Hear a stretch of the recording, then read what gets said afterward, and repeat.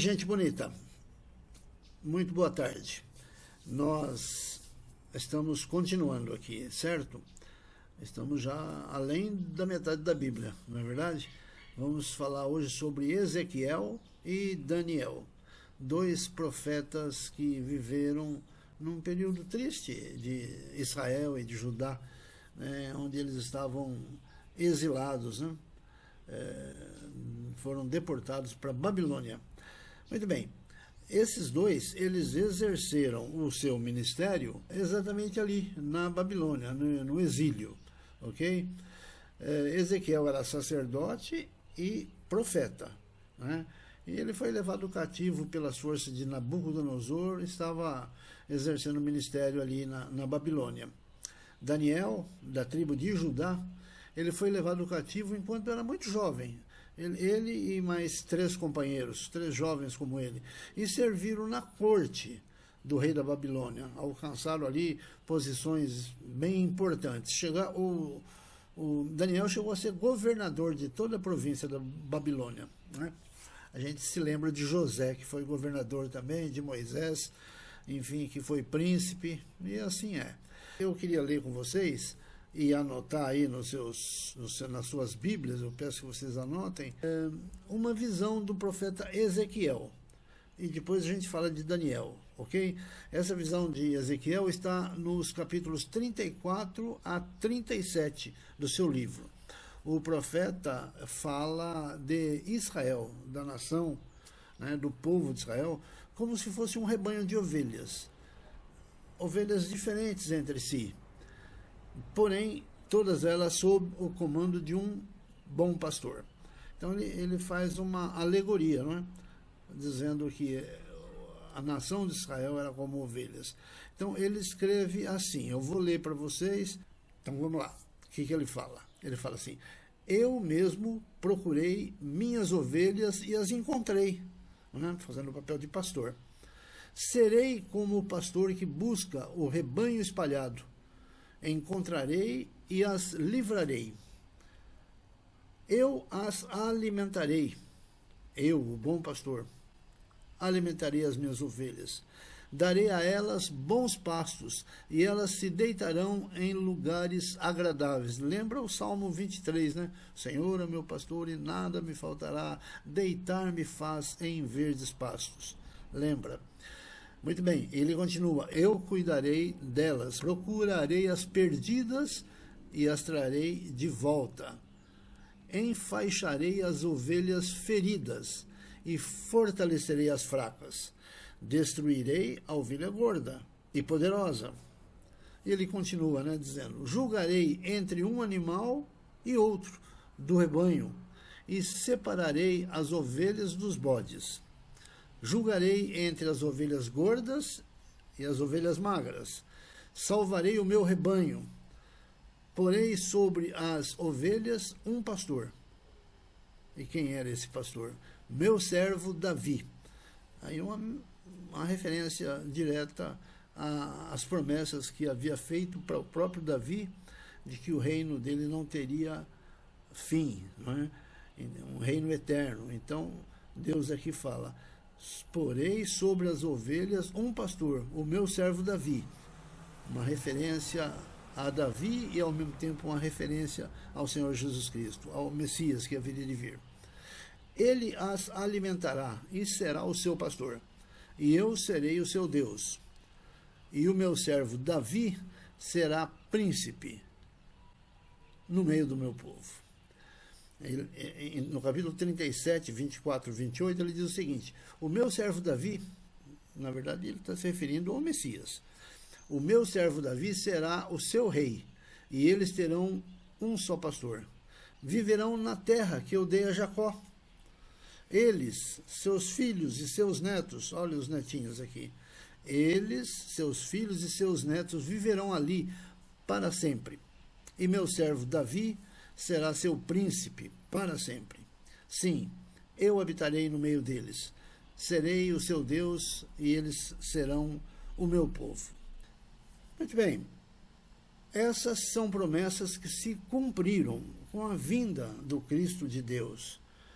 Jesus Cristo se declara como sendo ele o bom pastor. Então, falamos de uma profecia de Ezequiel e que se cumpre, pelos que vocês já sabem, já conhecem da Bíblia, que se cumpre com a vinda de Jesus Cristo. Quanto a Daniel, que viveu lá no exílio da Babilônia, na corte de Nabucodonosor, vocês conhecem pelo menos duas histórias, duas passagens da vida de Daniel. Daniel na cova dos leões e o Daniel e seus amigos dentro da fornalha ardente. Daniel tem tantos outros registros que poderiam ser citados, porém, esses dois é o que vocês mais conhecem, não é? Numa certa época, ele é chamado a conversar com Nabucodonosor, o imperador da Babilônia. O fato é que o imperador tivera um sonho que havia deixado Nabucodonosor meio encafifado. Não é? Ele queria, finalmente, que o seu sonho fosse interpretado por um sábio dele, da corte. Não é? Mas, muito mais que isso, ele queria que o sábio adivinhasse o sonho primeiro. Adivinhasse o sonho, se ele falasse, olha, você sonhou isso, isso, isso, tá certo, então daí podia interpretar. E esse pedido do imperador era impossível de ser resolvido pelos seus magos, adivinhos, astrólogos, feiticeiros, sei lá o que mais. E era impossível também para Daniel e seus amigos, que o Daniel estava lá na Babilônia, era um jovem, era considerado uma pessoa muito sábia, mas ele também não conseguia fazer isso, saber o que o rei sonhou e depois ainda dar a interpretação. Não é? Mas o que é impossível aos homens, todos, é possível a Deus. Deus confere, então, capacidade de interpretação de sonhos para Daniel, assim como já fizeram com José do Egito, vocês se lembram? De forma que o Daniel consegue contar ao imperador qual fora o sonho dele e depois faz a interpretação, sempre orientado pelo Senhor Deus. O imperador sonhara o seguinte, ele sonhara com uma estátua enorme, que tinha a cabeça de ouro, o peito e os braços de prata, um pouquinho de menos valor, não é? O quadril de bronze, menos valor ainda, e as pernas de ferro. E os pés feitos de uma improvável mistura de ferro com barro. Ele tinha sonhado isso. E nesse sonho surgia uma pedra grande que atinge os pés da estátua. O mais fraco, né, é o pé. Mistura de ferro com barro, vê se pode. Atinge ali o pé e desmorona completamente. Sua interpretação, que na verdade Deus lhe dera, revela que cada parte da estátua representa um império de força e poder mundial. Na verdade, Deus estava revelando através daquele sonho o futuro. A cabeça de ouro era a própria Babilônia, né, de Nabucodonosor, que dominava o mundo da época. O peito representava o Império Medo-Persa, de Dario, que viria logo após o babilônico. Não é? Os quadris e as coxas representavam o Império Grego, de Alexandre o Grande, também poderoso, mas já com menos poder que o anterior. E as pernas e os pés representavam o Império Romano, o Império Romano dos Césares.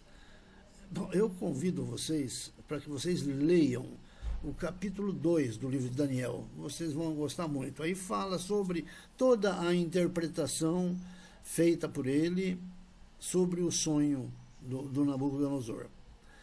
E, finalmente, 4 impérios, eu citei. O 4º império foi o Império Romano, representado pelos pés da estátua, né, que eram feitos de barro e ferro, uma mistura impossível.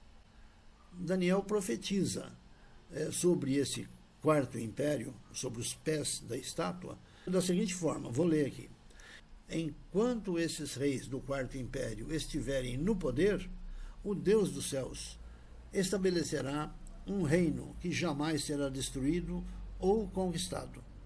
Reduzirá os outros reinos a nada e permanecerá para sempre. Muito bem, é um texto curto, simples, né? E finalmente ele se cumpre. Foi durante o Império Romano, o quarto império previsto por Daniel, que Cristo veio ao mundo e estabeleceu o seu reinado.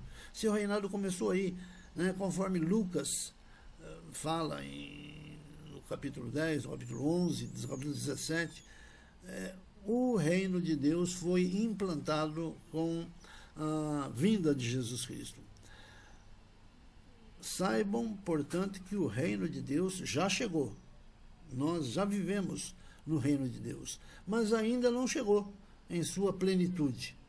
Isso vai acontecer só na volta do Senhor Jesus. O termo já e ainda não, já chegou e ainda não chegou, dentro do contexto cristão e reformado, descreve um paradoxo teológico, em que o reino de Deus já foi iniciado. A sua realidade está presente na vida dos crentes, hoje inclusive, então esse é o já, mas ainda não foi plenamente consumado ou manifesto em sua totalidade. O que acontecerá no final dos tempos, ou ainda não. Esta dualidade molda a experiência do cristão, que vive ao mesmo tempo duas experiências.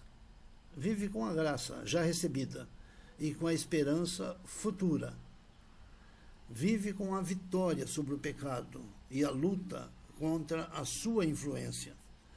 Assim como com a presença de Cristo pelo seu Santo Espírito e a expectativa de ter a sua presença em corpo na sua segunda vinda.